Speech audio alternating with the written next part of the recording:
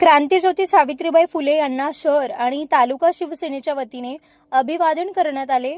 1897 मध्ये प्लेगच्या रुग्णांची सेवा करताना आजच्याच दिवशी निधन झालेल्या अग्रणी भारतीय समाजसुधारक यांना आदरांजली वाहण्यासाठी युवा नेते कुणाल दराडे, शिवसेना गटनेते गणेश शिंदे, उपजिल्हाप्रमुख अमोल शिंदे, तालुका प्रमुख पांडुरंग शेळके पाटील, शहर प्रमुख विशाल परदेशी या प्रमुख पदाधिकाऱ्यांच्या उपस्थितीमध्ये शहरातील महात्मा फुले नाट्यगृहासमोरील सावित्रीबाई फुले यांच्या पुतळ्याला पुष्पहार अर्पण करण्यात आले। पहिल्या महिला शिक्षिका म्हणून ओळखल्या जाणाऱ्या त्यांनी महिला शिक्षणात क्रांती घडवून आणली आणि जातीभेदाविरुद्ध लढा दिला। त्या क्रांतीज्योती सावित्रीबाई फुले यांचे विचार पुढे नेण्यासाठी आम्ही जास्तीत जास्त तालुक्यातील आणि शहरातील सर्व लाडक्या बहिणींच्या न्याय हक्कासाठी नेहमी झटत राहू असे प्रमुख पदाधिकाऱ्यांच्या वतीने आदरांजली वाहताना सांगण्यात आले।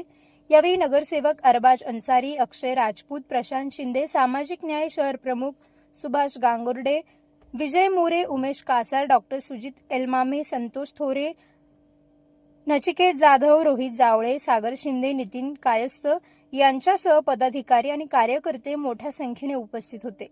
Bureau report Sachin Vakhare, Yeola. हा मार्च क्रांतीज्योती सावित्रीबाई फुले यांचा स्मृती दिन आम्ही शिवसेनेच्या वतीने या ठिकाणी आज क्रांतीज्योती सावित्रीबाई फुले यांना विनम्र अभिवादन केलं। खरं तर आज स्त्री ज्या ताठ मानेने या ठिकाणी प्रत्येक क्षेत्रामध्ये उत्तम अशी प्रगती करते, त्याचं श्रेय जर कोणाला द्यायचं असेल तर क्रांतीज्योती सावित्रीबाई फुले यांना या ठिकाणी द्यावा लागेल।